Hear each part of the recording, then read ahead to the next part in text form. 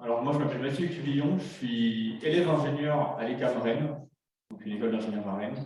Je suis en dernière année d'école et cette année-là, je dois la passer au Canada pour faire un double diplôme en fait, c'est une maîtrise en gestion d'ingénierie à Montréal. Malheureusement, je n'ai pas eu mon visa dans les temps, donc au lieu de partir en septembre et de commencer en septembre, je vais commencer en janvier. En attendant, je travaille à la FESIC. La FESIC, c'est une fédération d'enseignement supérieur. Il y a plusieurs écoles de management et de commerce. Et mon but, c'est de faire la promotion des métiers d'ingénieur. En général, pas uniquement de nos écoles ou de mon école, quoi que ce soit. C'est vraiment, je vais vous parler du métier de l'ingénieur et comment s'inscrire dans une école et comment se déroule la vie de cette école. Donc, les métiers de l'ingénieur, un ingénieur, il met la science et la technologie au service de l'humain. On va d'abord voir à peu près, enfin, on va voir pas tous les domaines parce qu'il y en a beaucoup trop, mais certains domaines les plus importants. Après, on va parler des écoles et de comment les intégrer et comment faire attention à quelle école on choisit. Alors, l'objectif majeur d'un ingénieur, c'est d'anticiper et de résoudre les problèmes d'aujourd'hui, mais surtout de demain. Demain, ce n'est pas demain mercredi, c'est demain dans 10 ans. En fait, aujourd'hui, il y a de plus en plus de problèmes liés à l'industrialisation aux années 1900 et début 2000. Les premières technologies qu'on a créées, elles étaient très bien, ça nous a fait beaucoup progresser, mais ça a un peu détruit la planète et les écosystèmes, tout ça. Aujourd'hui, le but de l'ingénieur, c'est de créer des technologies qui sont propres et bonnes pour l'environnement. Et c'est actuellement un enjeu majeur. Aujourd'hui, un ingénieur peut plus permettre de créer une technologie qui n'est pas profitable à l'environnement ou à la santé, l'alimentation, etc. Donc, les problématiques d'avenir, l'environnement, la santé, la sécurité, l'alimentation et les énergies nouvelles. Le but, c'est donc de mettre ces connaissances, les connaissances technologiques au service de l'humain en général. On va parler de différents domaines. Le premier, c'est ingénieur BTP architecture. Cet ingénieur-là, il est en charge de la construction, de la conception des différents travaux urbains, que ce soit les bâtiments ou les grands arts, donc les ponts, les autoroutes, les hôpitaux, les usines, les lycées. C'est lui qui va concevoir les plans et qui va faire la mise en exploitation des chantiers. Donc c'est lui qui va gérer le chantier, qui va s'assurer que tout va bien et que tout fonctionne correctement. Il y a aussi les ingénieurs en efficacité énergétique. Eux, ils vont prévoir et ils vont surveiller les bilans carbone. Le but, c'est que ce soit toujours vert et bon pour l'environnement. Les ingénieurs en mécanique, eux, ils font de la conception de plans et de la conception d'objets mécaniques, donc que ce soit des moteurs, des voitures en général, ça peut être des avions, tout ce qui touche à l'industrie. Le génie électrique, les matériaux automatiques, c'est quelque chose qui est très présent aujourd'hui. On en voit partout, et les ingénieurs mécaniques, c'est eux qui conçoivent les plans, qui font les cahiers des charges et qui produisent ces objets. Donc ça va de la conception à la réalisation. Pour les ingénieurs de la Terre et du vivant, l'objectif, c'est de nourrir de plus en plus de monde, mais de les nourrir de façon à ce qu'on puisse produire plus de nourriture tout en étant bon pour l'écosystème. Là, on arrive à produire énormément de nourriture, mais ça détruit la planète. Le but, c'est que ça arrête de la détruire et justement qu'on puisse améliorer ça. Donc, il y a beaucoup d'agroalimentaire, d'agriculture, de biologie, de santé. Vous voyez à peu près ce que c'est. Les ingénieurs géologues, ils ne font pas du tout de nourriture. Eux, c'est des experts des sous-sols. C'est à eux qu'on va faire appel, par exemple, quand on doit construire un bâtiment ou construire un métro. Le but, c'est de pouvoir construire sans que le sol s'effondre. Par exemple, si on fait un pont ou un bâtiment, le but, c'est pas que ça tienne 10 ans, mais il faut que ça tienne très très longtemps. Et si le sol en dessous s'effondre ou est fragile, bah, c'est pas possible. Donc l'expert géologue, l'ingénieur géologue, il va expertiser les sous-sols et il va dire ok, on peut faire une construction avec tant de charges, tant de poids, etc. Ou ok, on peut pas. L'ingénieur chimiste, lui, son but, c'est de comprendre la matière, les réactions entre les atomes, les molécules, et de trouver des solutions grâce à ça. Donc, par exemple, on va pouvoir créer des médicaments, des formules, des cosmétiques, mais aussi du textile. Par exemple, le Kevlar, c'est un gilet pare-balles qui est utilisé par les militaires. C'est un assemblage de différentes matières qui a été créé pour justement résister aux impacts de balles. l'ingénieur chimiste, il cherche des solutions grâce à différents procédés chimiques. Et un enjeu encore majeur, c'est de dépolluer l'eau, le sol, la terre, l'air.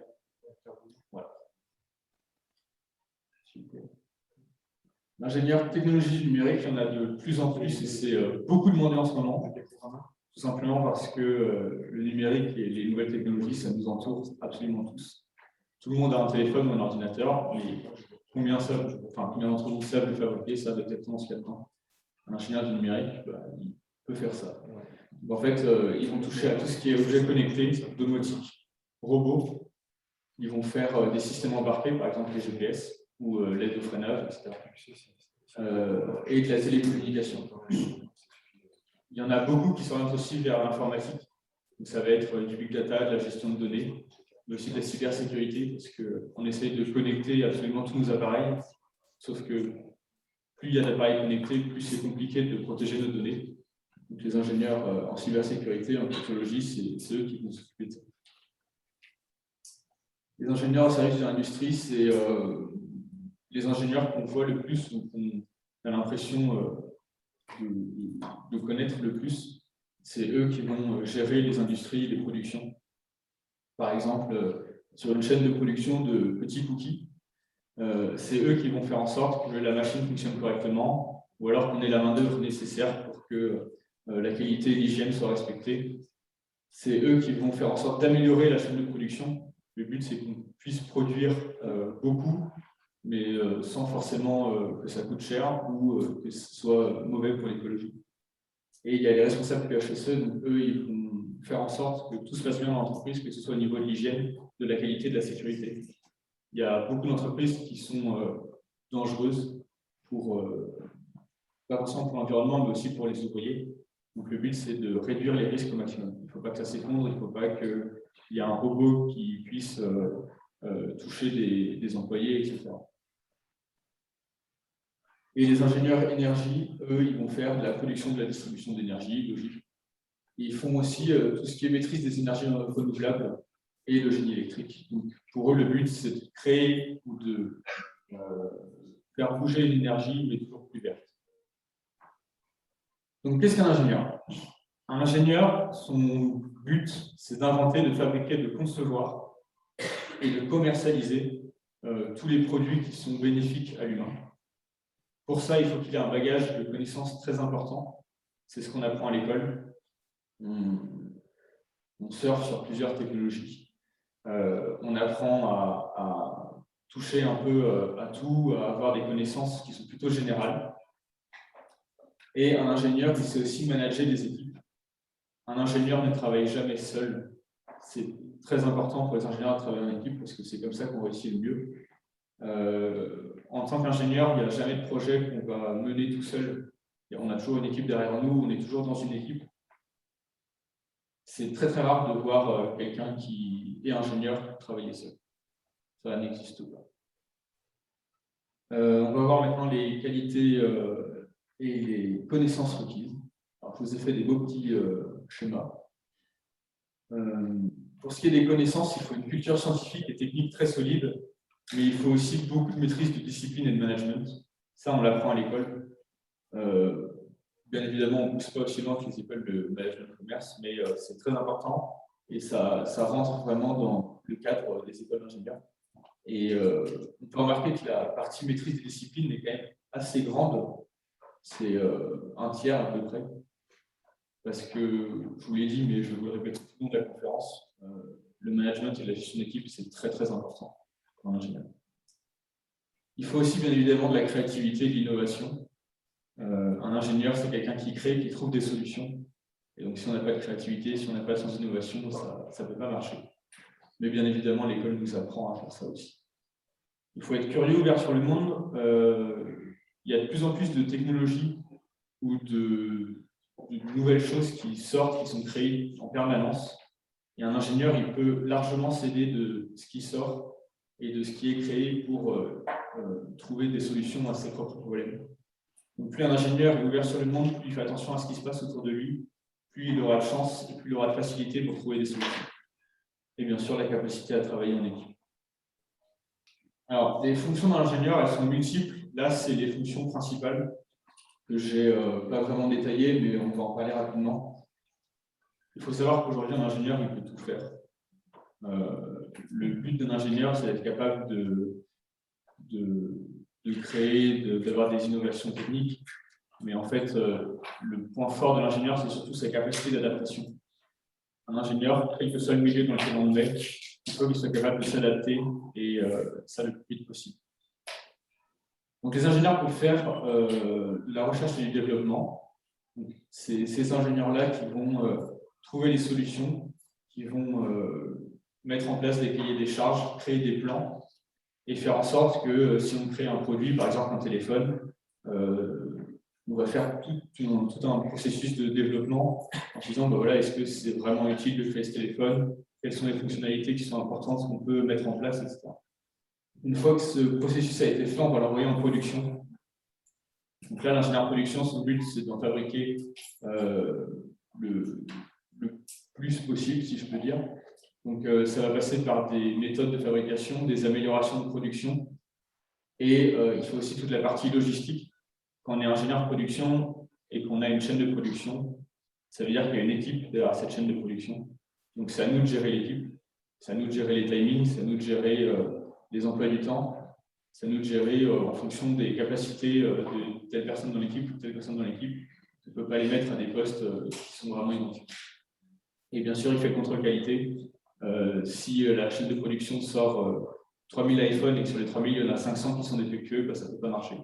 Donc le but, c'est toujours d'avoir le moins de pertes possible.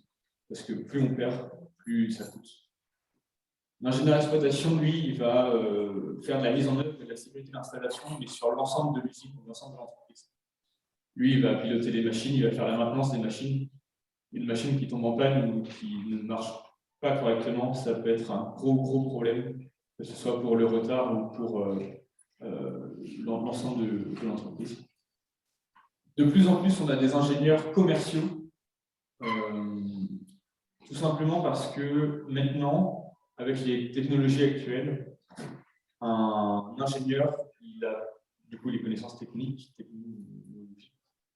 et il va pouvoir apporter quelque chose dans le commerce que le simple commercial ne peut pas apporter.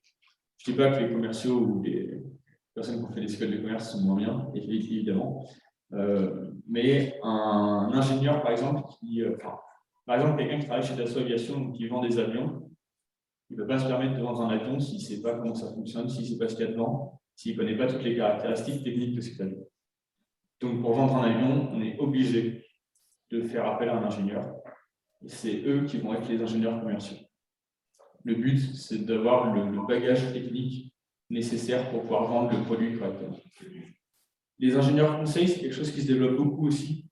En général, ils font partie de boîtes de conseil et ils interviennent quand une entreprise ne peut pas résoudre ses propres problèmes. C'est eux qui vont venir. C'est des missions qui peuvent durer une semaine, un mois, un an, 2 ans.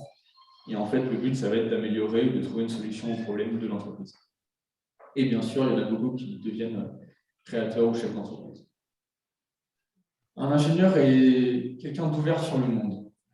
Aujourd'hui, en école d'ingénieur, vous êtes obligé d'apprendre à parler anglais et vous êtes obligé de savoir parler anglais, pas couramment, mais presque. Tout simplement parce que notre monde est de plus en plus connecté.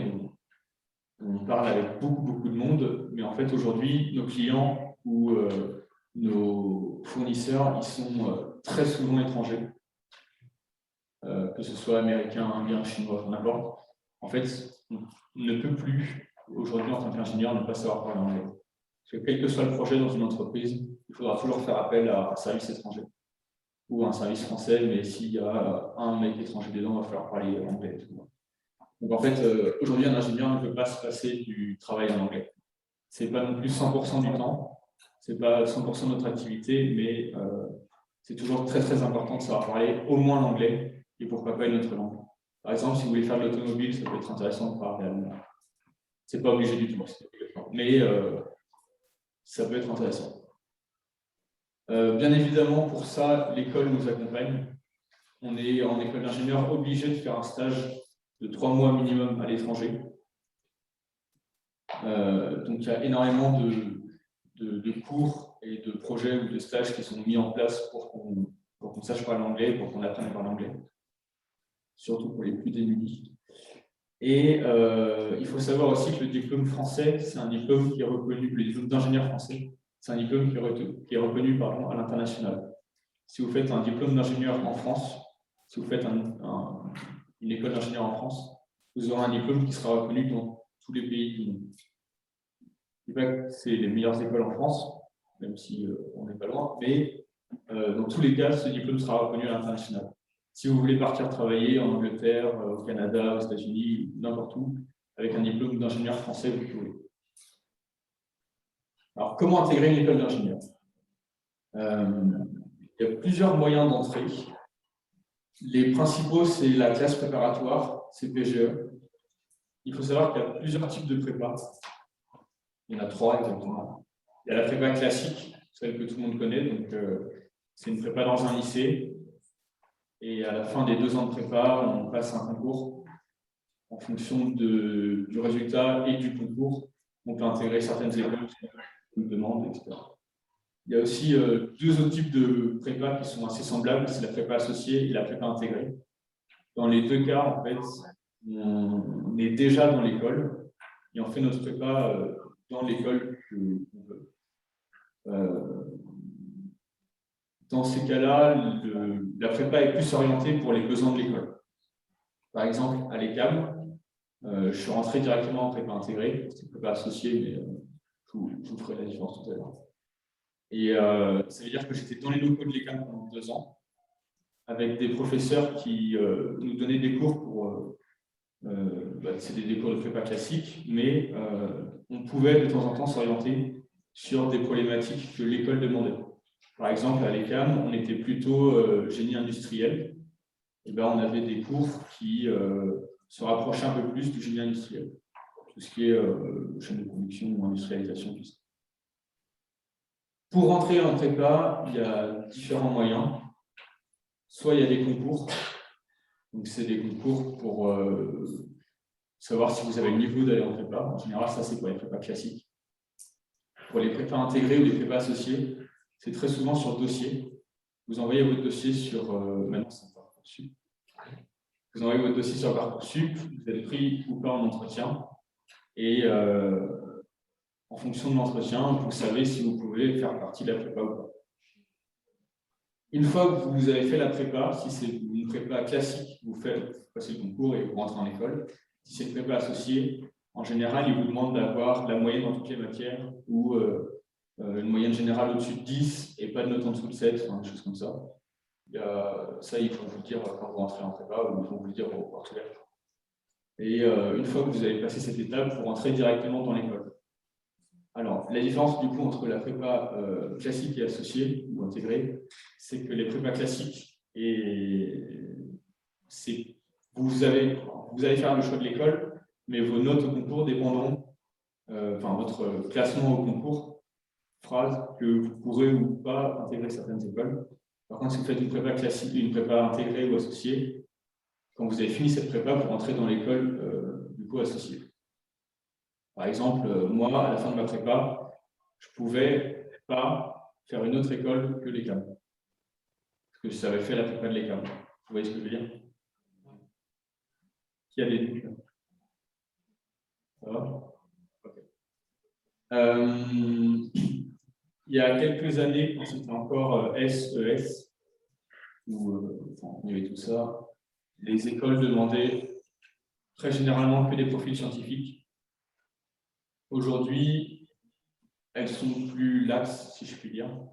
En fait, maintenant, ça va être surtout par rapport à votre dossier, votre lettre de motivation et surtout votre projet professionnel.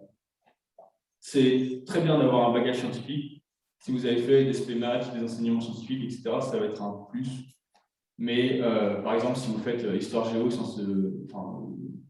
vous faites des spécialités histoire géo, lettres étrangères, des choses comme ça, vous pouvez quand même aller en école d'ingénieur. Il faut par contre que vous ayez une lettre de motivation béton et un projet professionnel où vous arrivez, vous leur dites, ok, ben voilà, mon projet professionnel, c'est ça, ça, ça, ça, ça, je veux faire ça. Et dans ces cas-là, l'école n'a pas de raison de ne pas vous prendre. Ok, c'est un plus d'avoir fait des enseignements scientifiques, mais dans tous les cas, si vous ne les avez pas fait, vous pourrez quand même rentrer en prépa parce que le but de la prépa, c'est justement de vous préparer. Donc, c'est là que vous allez vraiment travailler les bases scientifiques qui sont demandées après en école d'ingénieur. Voilà, si vous avez fait BUT, BTS, licence, vous pouvez aussi rentrer en école d'ingénieur. En général, il y a par exemple 2 semaines de stage de remise à niveau au début de l'année. Donc en fait, vous venez 2 semaines plus tôt que les autres et ils essayent de faire une remise à niveau en maths, toutes les choses comme ça. C'est accessible, c'est faisable, mais il y a très peu de place. Donc il faut avoir des bons résultats en BUT, BTS. On va d'abord parler du coup de... Non, alors, le diplôme d'ingénieur, c'est un diplôme qui est très recherché. Et il y en a de plus en plus, mais c'est de plus en plus demandé. En école d'ingénieur, il y a 2 étudiants sur 3 qui trouvent leur emploi avant de sortir de l'école. C'est quand même assez énorme. Et il y a 10 à 30% des premiers emplois qui sont à l'étranger. Quand je vous dis que l'anglais c'est important, c'est vraiment important. Pour vous préparer à ça, pour vous préparer à trouver un emploi, etc., en dernière année d'école d'ingénieur, il y a un stage qui est obligatoire de 6 mois, qu'on appelle en général stage de pré-embauche. En fait, vous allez faire en dernière année 6 mois d'école, 6 mois de stage, et à la fin de ce stage, très généralement, l'entreprise vous embauche. Parce que le but de ces 6 mois, c'est justement de vous préparer à la vie de l'entreprise dans laquelle vous êtes. Il faut savoir qu'il y a 2 types de formations en école d'ingénieur, sur le cycle d'ingénieur, donc les 3 ans après la prépa. Il y a la formation étudiante. En général, la première année, c'est un tronc commun avec un ensemble de matières. La deuxième année, vous faites une spécialisation. Donc, en fonction de l'école dans laquelle vous êtes, si c'est une école de chimie, vous allez vous spécialiser dans la chimie, dans certains procédés, dans certains... Voilà. Et vous faites des premiers stages techniques, donc, en tant qu'ingénieur. Et la troisième année, donc la dernière, vous pouvez faire soit un semestre à l'international, comme je vais faire moi, c'est plutôt un an, soit un double diplôme, soit le stage de fin d'études, justement. Et il y a aussi une formation par apprentissage, qui est de plus en plus demandée par les jeunes. Cette formation, c'est mi-temps école, mi-temps entreprise. En général, c'est 2 semaines, 2 semaines. Le petit plus de la formation, c'est par exemple, c'est que l'entreprise dans laquelle vous êtes et l'État derrière vont financer votre école. Par exemple, si vous voulez faire une école privée et que vous pensez que vous n'avez pas les moyens financiers, au-delà des bourses, etc., la méthode de l'éducation par l'apprentissage, elle est très intéressante parce que c'est l'entreprise qui va payer votre école, donc vous n'aurez rien à financer et en plus, vous aurez la rémunération de l'entreprise. Voilà. Donc après, diplôme d'ingénieur, premier emploi et les perspectives d'évolution. Ah oui. On a remarqué que les contrats d'apprentissage, enfin, les ingénieurs qui avaient fait la formation par apprentissage avaient un meilleur salaire à la sortie du diplôme. Mais si vous voulez faire de la formation d'étudiant, ne vous inquiétez pas. En général, il y a des perspectives d'évolution qui sont plus importantes quand on est étudiant. Donc voilà, ce n'est pas toujours le cas, mais ça peut rentrer en compte. Je vous ai mis une carte de différentes écoles d'ingénieurs. Alors, c'est celle de la physique, là où je travaille, mais en fait, ce n'est pas vraiment pour que vous prêtiez attention aux différentes écoles, c'est surtout pour vous présenter les différents domaines et les formations que les écoles proposent. Quand vous faites une école d'ingénieur, vous pouvez choisir une école qui est déjà spécialisée. Par exemple, si vous voulez vraiment vous orienter vers la chimie, vous pouvez faire une école qui est orientée vers la chimie, donc une école pour être ingénieur chimiste. Si vous préférez le numérique, ça va être une école du numérique. Si vous préférez les énergies, ça va être une école autour de l'énergie renouvelable, des énergies, etc. Et si vous ne savez pas quoi faire, ou que vous voulez toucher un peu à tout, il y a les ingénieurs généralistes. Donc ça, c'est des écoles qui vont avoir en fait 2 ans, les 2 premières années de cycle d'ingénieur, qui sera un tronc commun. Vous avez dit tout à l'heure que la première année sera un tronc commun et qu'après il y avait des spécialisations. Les écoles généralistes, elles n'ont en fait pas de spécialisation ou alors une spécialisation en dernière année. Ce qui veut dire que vous touchez à tous les domaines sur les 2 ans. Ça peut être très intéressant, par exemple, si vous voulez être chef de projet sur des gros projets où il y a besoin d'avoir des connaissances dans tous les domaines. Dans ce cas-là, un ingénieur généraliste va avoir un profil plus intéressant qu'un autre ingénieur. Et c'est aussi pour vous dire qu'il y a des écoles un peu partout en France. Alors, je vais vous parler de moi et de mon parcours pour vous donner un exemple. J'ai fait un lycée en Bretagne et je ne savais absolument pas quoi faire de ma vie. J'avais la chance d'avoir un ingénieur dans ma famille, donc je lui ai posé des questions, ça m'a paru pas mal. En fait, le point fort de cette recherche, c'est que quand il m'a donné des contacts pour que je puisse parler à ses amis, aucune personne de tout son groupe ne faisait un métier identique. Ils étaient tous dans des métiers complètement différents. Et c'est ça qui m'a plu. Je me suis dit, en fait, là, je ne sais pas quoi faire. Les sciences, ça m'intéresse. Ingénieur, ça m'intéresse. Mais c'est un peu flou, c'est un peu vague. Et en fait, il y a tellement de débouchés derrière que je suis sûr de trouver ce qui me plaît. Donc, je me suis dit, OK, école d'ingénieur.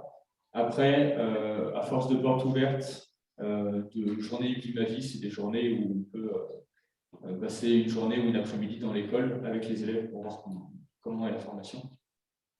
Donc après tout ça, je me suis dit, OK, il y a une école qui m'intéresse un peu plus, ça correspond un peu plus à ma personnalité, à mon caractère, et donc je me suis tourné vers les Cameroun. Pour rentrer, c'était APB à l'époque, mais c'est la même chose sur Parcoursup, j'ai dû postuler du coup via le site, j'ai envoyé lettre de motivation, CV et mon bulletin. Il faut savoir que je n'avais pas des notes excellentes, mais en fait, le plus important, c'est la motivation. Un élève qui est motivé, il faut... Enfin, même si vous n'avez pas des notes excellentes et que vous dites je ne pourrai jamais atteindre une école d'ingénieur, si vous ne pourrez pas atteindre les grands classés, machin, mais en fait, tout dépend de la motivation de l'élève. Un élève qui arrive, qui a une vraie motivation, ils n'ont pas de raison de ne pas le faire. Donc, j'ai fait preuve de détermination. Et j'ai été pris du coup en entretien après le suivi de mon dossier. L'entretien s'est bien passé, c'est vraiment juste savoir si l'élève a un caractère qui correspond à l'école. Vous êtes en face de deux profs en tutorie et c'est une conversation basique pour savoir qui vous êtes, ce que vous faites dans la vie. C'est pas pour tester vos connaissances scientifiques ou quoi que ce soit, c'est vraiment pour apprendre à vous connaître. Ensuite, je suis rentré du coup dans la prépa associée de l'école. Donc là, on est arrivé dans une promo de 60, mais ça varie en fonction des écoles. En prépa, il faut savoir que le travail est plutôt dense. Ce n'est pas un environnement qui est très... enfin, c'est joyeux, mais ce n'est pas tourné vers les soirées. Bref. Donc, en prépa, il faut un travail dense, il faut vraiment savoir travailler, apprendre à travailler. Les méthodes d'évaluation en prépa, c'est surtout des cols et des DS. Les DS, tout le monde voit ce que c'est. En général, c'est le samedi matin en prépa. Et les cols, c'est des travaux qui sont généralement le soir, après les cours. Vous êtes par groupe de 3 dans une salle, chacun un tableau. Et il y a un professeur qui vous donne plusieurs exos. Le but, c'est de les résoudre en 1 heure. Les cols, c'est pour vérifier les acquis de base. En général, si vous avez un problème avec certaines connaissances ou un problème avec le cours, ça peut être aussi un bon moyen de résoudre ce problème. Par exemple, si vous n'avez pas compris un terme, si vous n'avez pas compris quelque chose, l'école, c'est fait pour aussi profiter de ce moment un peu particulier avec le professeur, parce que 3 élèves et un prof, c'est beaucoup mieux qu'un prof pour 60 personnes, donc vous pouvez vraiment lui poser les questions que vous voulez. Bien évidemment, il ne faut pas venir en ne sachant rien, parce que c'est quand même noté. Mais en général, ça permet aussi de bien remonter les notes de DS. Les DS en prépa, ils sont faisables, mais chauds. Enfin, c'est bien connu. Je crois que les cols sont régulières. Oui, c'est toutes les semaines, 2 à 3 cols par semaine. Donc, c'est quand même intéressant parce que vous pouvez vous resituer. Tout à fait. Et c'est sur des matières aussi qui varient. Nous, c'était en général maths physique, maths SI une semaine. La semaine d'après, c'était anglais, chimie, etc., etc. Donc, en fait, c'est jamais les mêmes matières. Il y a DTP, DTD en prépa, mais assez peu, surtout par rapport au cycle ingénieur. Donc, une fois que vous avez fini cette prépa, vous rentrez en école d'ingénieur, en cycle ingénieur. Ici, le travail est moins dense. Il ne faut pas s'arrêter de travailler. Mais l'école laisse plus de place pour les activités extrascolaires ou pour les projets. Il y a il y a beaucoup plus de projets. C'est une grande partie de la notation. Et en général, c'est des heures sur l'emploi du temps qui sont allouées au projet et qui permettent de travailler en groupe, mais aussi de pouvoir alléger son emploi du temps et de gérer son emploi du temps comme on peut. Évidemment, il y a aussi des cours magistraux, des TD, des TP. En cycle ingénieur, les types de notation, c'est DS, qui sont plus le samedi matin, du coup, c'est dans la semaine. TP, TD. Vous voyez ce que c'est, TP, TD, tout le monde sait. Ouais. Et les projets qui prennent une grosse partie du temps. Et certaines écoles, mais en fait toutes les écoles, accentuent la vie associative en cycle ingénieur. La vie associative, ça peut être le BDE, donc le bureau des élèves, le bureau des sports, le bureau des arts, enfin n'importe quelle association de l'école. Tout simplement parce que ça a beau être quelque chose de tabou pour certains parents, etc. C'est quelque chose de très important et c'est quelque chose qui permet de définir ses limites sociales et professionnelles ou organisationnelles. Et c'est une très bonne façon d'évoluer. Surtout en cycle ingénieur, on commence à être des jeunes adultes. Donc ça permet vraiment de savoir que voilà, je peux faire partie d'un groupe, je peux m'adapter, je peux participer à tel projet. Moi, par exemple, j'ai été trésorier du Printemps de l'ECAM. Le Printemps de l'ECAM, c'est un festival de musique qui est organisé à Rennes. Il y a environ 1500 festivaliers. Et donc, il a fallu que je gère des budgets, que je fasse des budgets provisionnels. Bon, il y a eu le Covid, donc le festival n'a pas eu lieu, mais j'ai quand même réussi à gagner de l'argent, j'ai trouvé des sponsors. Enfin, il y a vraiment un vrai travail derrière les associations, c'est un vrai investissement, mais c'est très important. Il y a des écoles qui vous obligent à faire partie d'une association, pas forcément de l'école, mais une association en général, ça s'appelle Projet Libre ou vous êtes dans les écoles, et vous êtes noté dessus sur votre investissement et votre capacité à vous fixer des objectifs et y répondre. Voilà. Est-ce que c'est un moment important? Vous avez des questions sur le témoignage de Mathieu Guillon qui a bien entendu vécu de près cette situation-là? Vous avez peut-être une question ou deux? Est-ce que c'est possible de participer à un concours en faisant que Oui, c'est possible. Il y a des concours qui sont ouverts. En fait,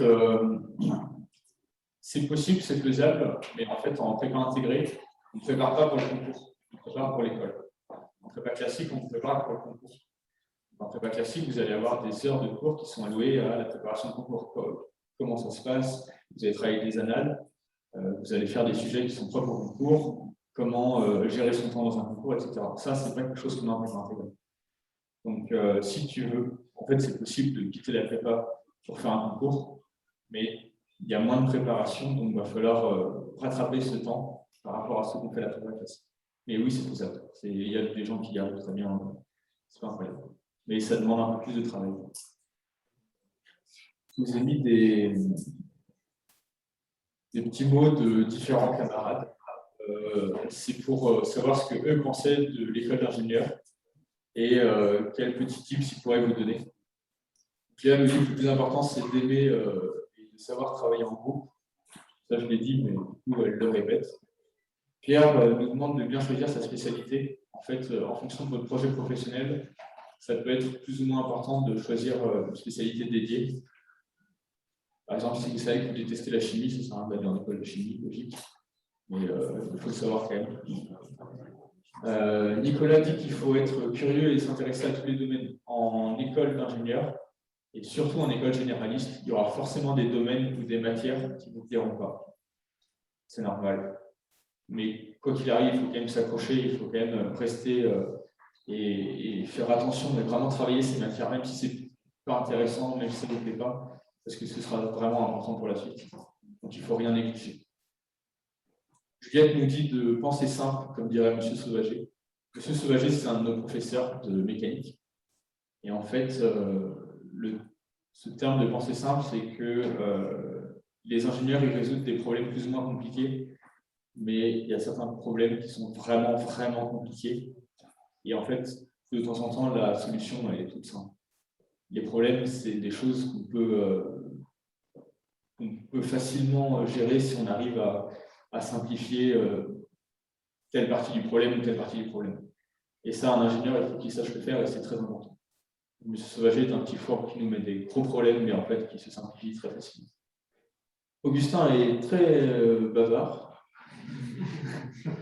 mais en gros, il nous dit que les écoles d'ingénieurs sont ouf en termes d'ambiance. On rencontre plein de gens et c'est des rencontres qui sont vraiment importantes. Il faut savoir aussi que les rencontres que vous faites en école d'ingénieur, la plupart du temps, c'est des rencontres et des relations que vous allez garder toute votre vie, que ce soit pour le travail ou pour les amitiés. Donc c'est vraiment important de s'engager là-dedans. Ça forge le caractère et ça permet de faire un premier pas dans la vie professionnelle entrepreneuriale. Et il dit aussi que c'est une formation pluridisciplinaire et c'est surtout un endroit où on apprend une façon de faire. Un ingénieur, il n'apprend pas, ok, on a des connaissances, un bagage technique, mais les solutions, elles ne sont pas toutes trouvées. Ce qu'on apprend, c'est à les trouver, justement. Je ne sais pas si vous voyez la différence. En fait, on apprend vraiment la façon de résoudre une problématique, la façon de trouver une solution. On n'apprend pas n'importe quelle solution comme ça. Le but, c'est qu'on puisse réfléchir. Et donc, on s'adapte à toutes sortes de situations. Alors là, il y a beaucoup de bavards. Nous vous conseille de participer à la vie associative des écoles et c'est très important. Que ce qui nous démarque, par exemple, d'un autre ingénieur, quand on va aller dans une entreprise pour poser un CV, quelque chose comme ça, en fait, les diplômes d'ingénieur, c'est les diplômes d'ingénieur. Donc, tout le monde a à peu près le même. Ce qui peut faire vraiment la différence, c'est l'engagement dans la vie associative et dans la vie extrascolaire. Quelle responsabilité on a eue? Est-ce que c'est un rapport avec le travail qu'on veut faire? Est-ce que ça peut être intéressant dans le travail qu'on veut faire? Donc, c'est vraiment important de s'investir et de bien choisir son engagement associatif. Julien, je vous conseille de beaucoup travailler au début, presque trop, et ensuite, au fur et à mesure de l'année, de se dire, ok, là, je travaille beaucoup, j'ai des très bons résultats, mais je peux travailler un peu moins et avoir les mêmes résultats. Dans ce cas, autant calmer un peu le jeu, où je travaille trop, même si je travaille un peu moins, j'aurai les mêmes résultats. Mais le but, c'est vraiment de commencer en se disant, ok, là, je donne tout, et on voit si ça passe ou si ça passe pas. Bien évidemment, et surtout en prépa, il y a tellement de travail, il y a tellement de difficultés que c'est très important aussi de faire du sport ou faire une activité extrascolaire pour se dépenser, pour changer les idées. Parce que sinon, la charge mentale est très importante. Donc, oui, il parle que sortir en prépa, on le fait moins, mais c'est important quand même de se défouler et de se changer les idées. Aurore nous dit qu'ingénieur, c'est un couteau suisse. On ne paye pas de mine, mais on sort facilement de situations engageantes. Donc, on apprend une manière de réfléchir. C'est un peu la répétition de... Et Charles, il est très gentil, mais en général, ce n'est pas très intéressant ce qu'il dit. On ne va pas forcément l'écouter. En tout cas, il dit qu'il faut être à fond et qu'il faut vraiment se donner. Un ingénieur, c'est quelqu'un qui se donne. Alors maintenant, je vais vous parler des conseils pour bien choisir votre spécialité, votre école, s'il vous plaît. On va parler des formations qui sont reconnues par l'État, de différents labels, etc. C'est quelque chose qui, en tant que lycéen, va vous saouler, je vous le dis tout de suite. Mais en fait, il faut que je vous en parle, et je pense que vos professeurs vont vous en reparler si ce n'est pas déjà fait, mais c'est quand même important à savoir. Et je vais vous montrer des petits logos, plus vous les voyez, plus vous saurez qu'il faut les suivre. Alors, là, je ne vais pas forcément parler des écoles d'ingénieurs, mais un peu de toutes les écoles. En septembre 2019, si j'ai bien révisé mes cours, il y a des petits logos, des petits labels qui sont sortis. Ces labels, ça veut dire que la formation dans laquelle vous vous engagez est reconnue par l'État. Donc, si vous voulez présenter une formation sur Parcoursup qui n'a pas ce petit label, ça veut dire que la formation n'est pas reconnue par l'État. Dans ce cas-là, il faut faire attention. Les plus importants, si vous voulez vous orienter vers le diplôme d'ingénieur ou les classes préparatoires, c'est le petit en jaune en bas à gauche, le diplôme d'ingénieur contrôlé par l'État. Ça, c'est du coup essentiel pour obtenir le titre d'ingénieur. Pour la classe prépa, il y a celui qui est dans la liste tout en bas à droite, classe préparatoire contrôlée par l'État. Il faut aussi faire attention, quand vous choisissez une école d'ingénieur, il faut qu'elle ait l'accréditation CTI. CTI, c'est tout à droite. Donc, c'est la commission des titres d'ingénieur. Sans ça, la valeur de votre diplôme est quasi nulle. Et les ESPIG, c'est des écoles privées, mais non lucratives. C'est-à-dire que l'ensemble des investissements sont réinvestis dans la recherche ou l'enseignement. Ce n'est pas pour les poches des dirigeants. Et une ESPIG, il y en a 62 en France, ingénieurs commerce, un peu tout confondu. Si une école est qualifiée ESPIG, ça veut dire que l'ensemble de ses formations est reconnu par l'État. Donc, si vous allez dans une école qui est qualifiée ESPIG, vous êtes sûr de la qualité de la formation, parce qu'elles sont toutes reconnues par l'État. Les ESPIG, c'est en gros, c'est un peu pour dire ok, on est une école privée, mais en fait, on a la même qualité d'éducation et d'investissement financier que les écoles. Voilà. Je crois qu'il faut que vous reteniez bien ces sigles, hein, parce que votre choix va bientôt commencer en post-bac. Et voilà, je crois qu'on vous a donné porte d'entrée, les vérifications au moment de vos inscriptions. Et donc, on va peut-être prendre une minute pour que vous notiez bien, reteniez bien ces labels. Et parce que ce sera très important pour faire vos vœux sur Parcoursup. Alors, on a parlé un petit peu de Parcoursup tout à l'heure. Ne négligez pas une inscription en école d'ingénieur. Prépa intégrée, voilà. Parce que vous n'irez peut-être pas. Que votre dossier ne sera peut-être pas retenu, mais sachez que pour ceux qui ne sont pas encore habitués à Parcoursup, si vous ne vous inscrivez pas pendant la période d'inscription, une fois que les inscriptions sont terminées, vous ne pouvez plus faire marche arrière et rajouter des jours. Ou alors il vous restera les éventuelles places de septembre, mais ne parlons pas de ça. L'essentiel, c'est de faire une multitude de vœux, et vous avez un nombre conséquent de vœux dans toutes les voies et tous les diplômes. Faites le maximum de vœux. De toutes les façons, vous aurez toujours le choix d'y aller ou de ne pas y aller.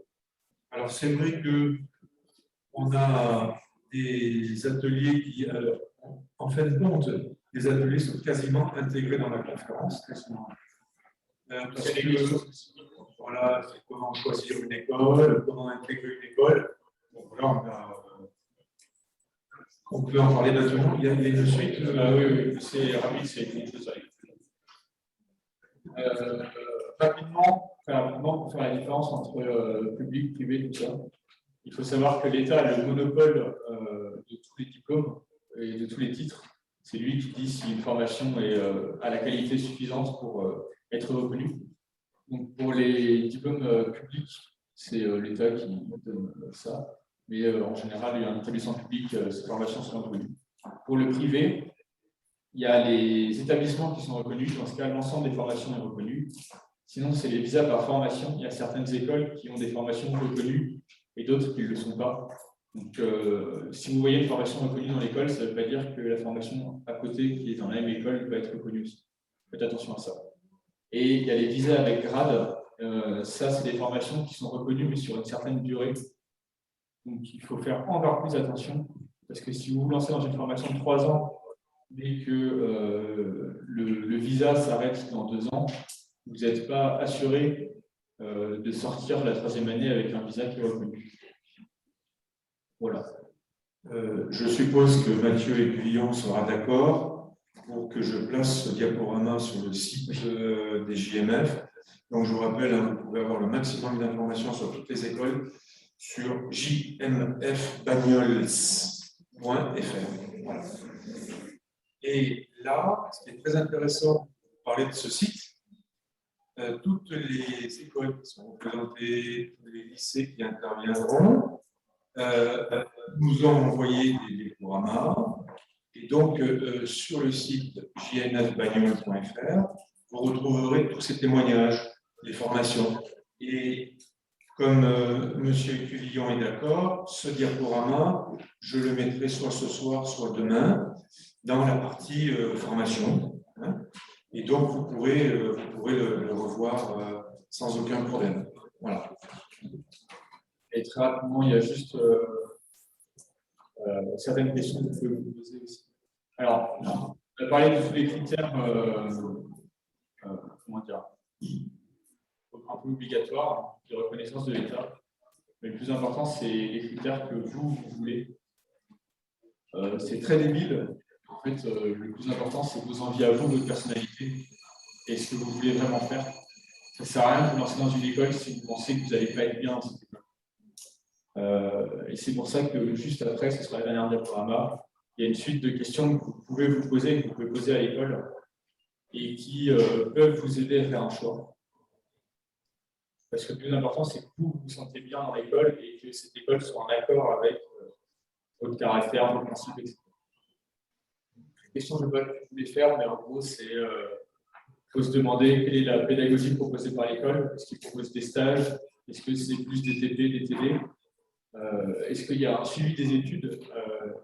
Il y a certaines écoles d'ingénieurs qui ont très très peu de professeurs à temps plein, et c'est surtout sur des vacataires.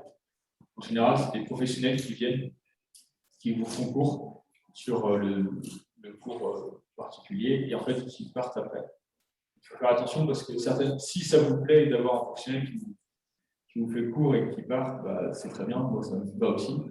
Mais en fait, ceux qui ont besoin, par exemple, d'un suivi plus régulier, qui ont besoin de se dire, là on a cours avec un prof, mais si j'ai des questions, je puisse lui poser derrière, sur le long terme, ça peut être intéressant de s'orienter vers des écoles qui ont plus de profs à temps plein. C'est bête, mais c'est important aussi. Bien évidemment, il y a les équipements de l'école. Est-ce qu'ils ont une bibliothèque? Est-ce qu'ils ont des labos? Et la vie étudiante, c'est pas à négliger. Très généralement, vous pouvez avoir un aperçu rapide de ce qu'est l'école et de la place que vous pouvez vous faire dans cette école avec les associations qu'elle propose. Par exemple, à l'ECAM, il y a 16-17 associations et il y en a beaucoup dans lesquelles je pouvais me retrouver, que ce soit le printemps, le BDE, le bar, enfin, beaucoup. Et en fait, c'est ça qui m'a dit, ok, bah, effectivement, cette école, elle a une personnalité qui me rejoint assez. Et ça, c'est super important. Et la vie associative, c'est vraiment une image claire de ce que l'école peut vous faire. Et en plus, si vous faites partie d'une école où la vie associative est un peu boring, vous allez vous faire chier. Le lien aux entreprises, c'est super intéressant aussi. Il faut savoir que chaque école a plusieurs partenaires, que ce soit des partenaires automobiles, aéronautiques, un peu de tout. Par exemple, si vous voulez faire une école, si vous voulez être ingénieur automobile, ça peut être intéressant de s'orienter vers une école qui a des partenaires comme Peugeot, Citroën, des choses comme ça. Si vous faites une école qui a que des partenaires type automobile et que vous voulez travailler dans quelque chose qui n'a rien à voir, bah, ça ne sert à rien. En général, ces partenaires, ils sont utiles pour trouver des stages ou trouver des jobs. C'est quand même important. Le réseau alumni, les anciens, les débouchés, les parcours internationaux. La dernière année, c'est une année où vous pouvez faire un double diplôme, une année de césure ou des choses comme ça. Donc c'est très important aussi de savoir ce que l'école propose. Par exemple, si elle propose un double diplôme qui vous intéresse, bah, ça peut être intéressant. Si elle propose 4 doubles diplômes mais qu'il n'y en a aucun qui est intéressant, est-ce que ça vaut vraiment le coup? Voilà, ça c'est les questions que vous vous posez. Et bien évidemment, les bourses, les financements, les prêts. Les écoles sont pas de plus en plus chères, mais aujourd'hui les écoles privées sont quand même assez chères. C'est 7 500 à 8 000 € l'année pour le cycle ingénieur. Les écoles privées commencent à être les écoles publiques commencent à être assez chères. Donc en fait, il y a beaucoup d'endroits sur Internet où vous pouvez trouver des aides, des bourses, des choses comme ça. Regardez, parce qu'en fait, c'est dommage de se priver d'une école qu'on a vraiment envie de faire juste parce qu'elle est chère. Il y aura toujours des moyens pour la rendre beaucoup moins chère. Voilà. Merci beaucoup pour votre écoute. Je vous ai mis le Twitter de la physique si vous pouvez aller les suivre. Comme ça, je gagne des points. On a fait un pari avec les collègues. Et mon Insta, c'est si vous voulez me poser des questions, parce que je ne voulais pas être mon numéro. Voilà. Est-ce que vous avez des questions? Vous souhaitez intervenir? Oui.